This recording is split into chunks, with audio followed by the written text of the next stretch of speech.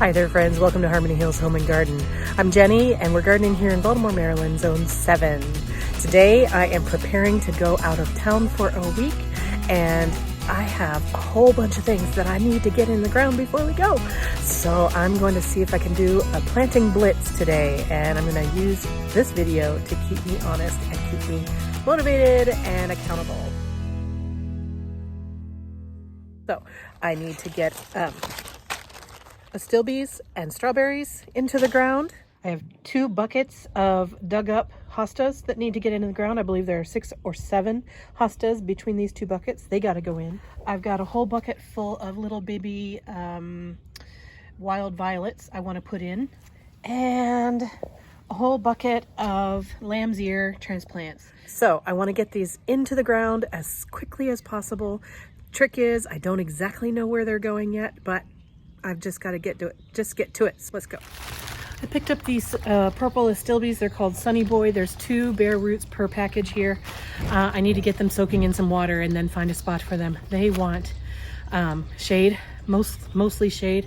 And so I think they're going to go over here by the porch somewhere. I do have other astilbes over there already, but I don't have this color. So we'll find spots for them over there. But first, water.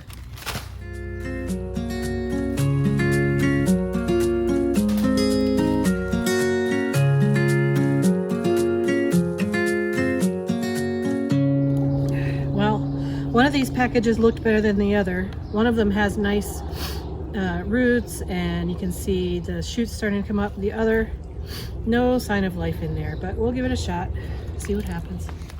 I also picked up some June bearing strawberries. I had made a mail order of strawberries and they came and they were moldy, so I'm trying these. I need to get another bucket of water for these as well. Strawberries usually come with a rubber band around them because they're teeny tiny. This is not looking great.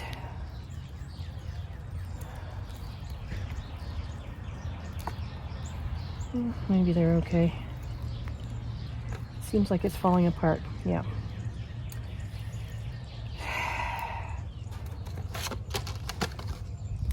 Ten roots, right? That's what it says, right? There's one. I guess they're counting that as 1, 3, 4,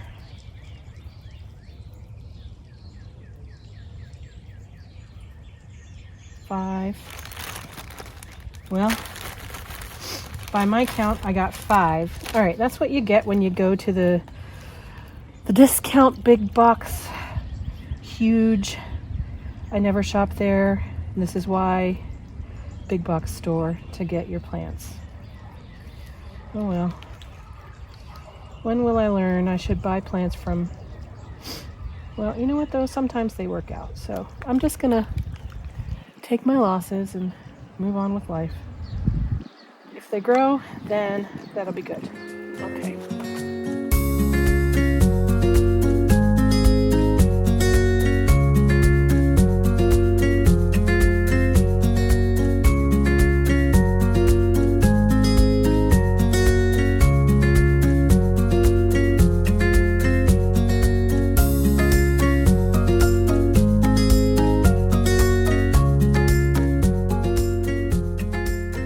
So far so good.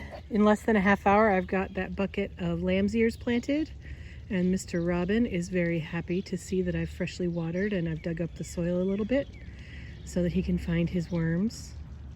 I think it's a mister because I do see plenty of fat tummied Mrs. Robins with full of eggs flying around our yards these days. So I think this slim little guy must be a daddy.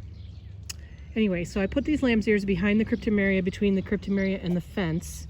And if they live, great.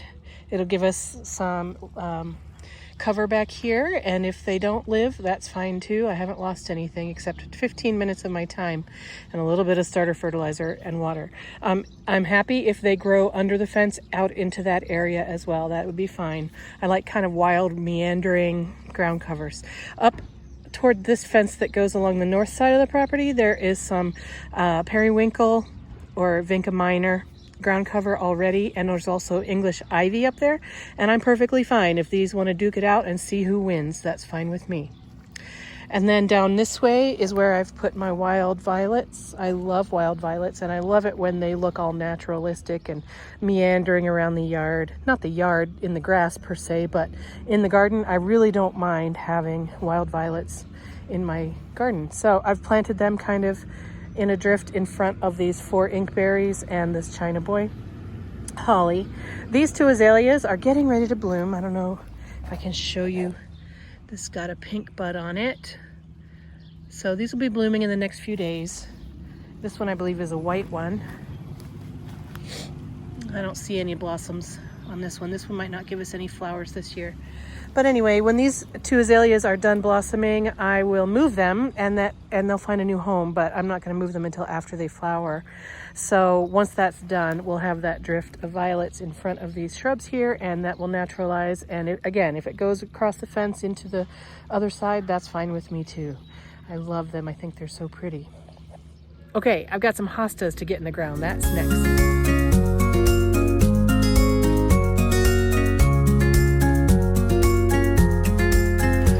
To make progress. We've got 5 hostas in the ground, actually 6 because I split one of them. I just put them in random areas back over there on the other side of the fence because, you know what, I need plants over there. I have these hostas. These hostas are the generic green, plain green. There's no variegation on them. They have beautiful purple stalks in the summer. They're the first hostas to come up in my yard. They're the last ones to frost out in the fall. They are a stalwart. They are made of iron, I swear. They can take full sun. They can take full shade. The deer don't eat them. So the only thing is they're just not very interesting to look at. So, and my yard was full of them when we moved here 5 years ago. So I have them for days. I mean, I have so many of these green, plain green, unidentified hostas. I don't know what variety they are. So anytime I have extras, they get too big for their spot, I dig them up, I divide them, and I put them out in places. So now we've got them out in that place too, and that can bring some life and greenery to that part of the garden. Okay, next. Am I in the frame? I don't know. I found another hosta that I had dug out of down where the dragon ladies were, and this one is looking a lot pretty bedraggled. Its roots were showing. It really wasn't treated very well, but this is it's a gold standard hosta, and it's one of my more decorative ones, and I really like it. So I don't know what the design of this corner bed is going to be in the end. I know I've got the limelight as the star of the show. I have some roses ordered, but they're back ordered. I don't know if they're ever going to arrive. So I'm just going to stick this hosta in the ground here, and I can either work my design around it or I can move this once I have a more permanent design in my mind. But for now, this one needs to get in the ground so that it cannot die.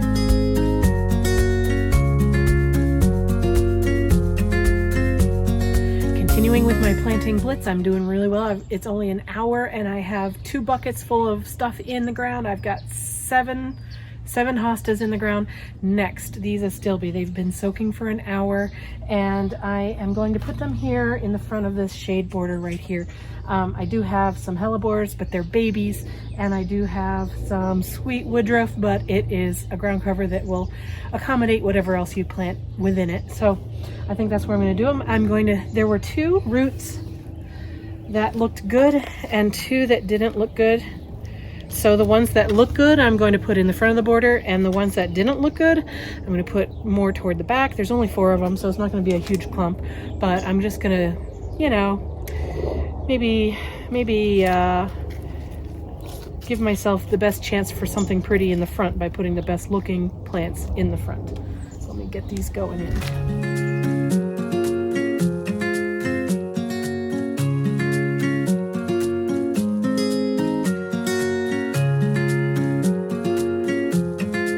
Hey, by the way, while we're here, can we just talk about these falconet daffodils that I planted last fall? I've got a clump here and here. I've got several clumps throughout this side garden area, and they are just so cheerful. So you may remember that over by the picnic table, I have some tete-a-tete daffodils that come up in clumps, and they have been really glorious this season. They've been blooming steadily for the last 2 weeks, so they're just on their tail end right now and they're going away. And so it's perfect timing that these falconets are coming up and just starting their show. Let me get you a little bit closer to them. They've got multiple flowers per stem. Some of them have 4 or 5.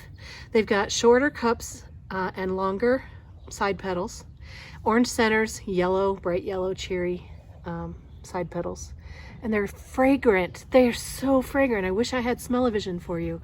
Oh my gosh, they're so fragrant. And I've got them spread out. There's some there, some here, and then different clumps throughout over here and on the other side of the pathway as well, although those don't get nearly as much sun, and so they're slower. There's some there, there's some there, there's some over here that haven't started yet, some over there that haven't started yet. These 2 clumps right here almost get no direct sun, and you can tell.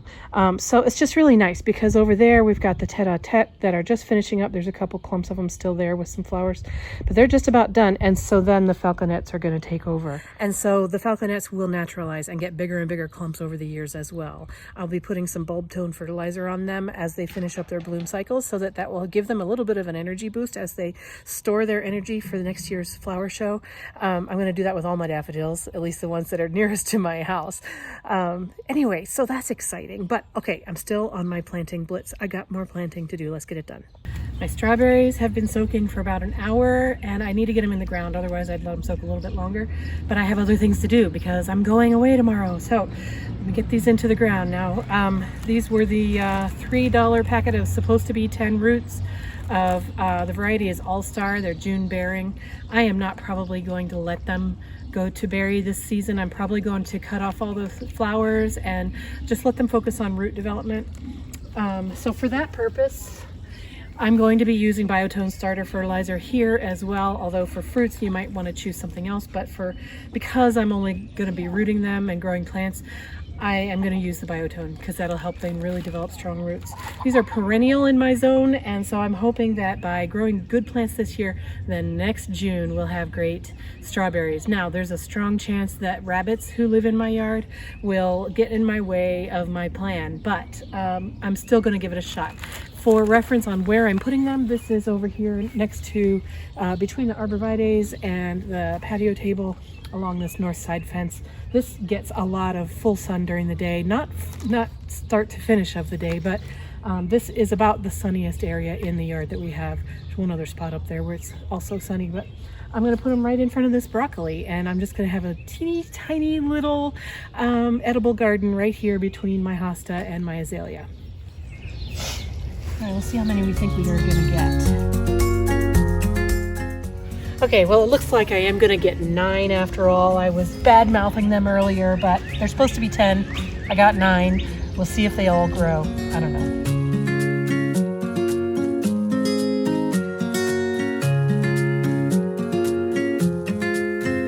Well, friends, I did it. I got my planting blitz done. I got everything in the ground that I wanted to get in the ground today before we leave town tomorrow. So I planted a whole bucket full of wild violets, a whole bucket full of extra lamb's ears. I got 7 hostas put into the ground. One of them I had divided up, so I started with 6 and ended up with 7. Let's see, I also got those strawberry bare root plants in the ground, and I got those astilbes into the ground. And so it has been a very productive hour and a half. And I can't believe I moved so fast. Usually it would take me a lot longer than that because I kind of mosey around in the garden sometimes. So now it's time for me to go inside, get cleaned up, clean the house, do the laundry, pack the stuff, get the car ready, put gas in the car.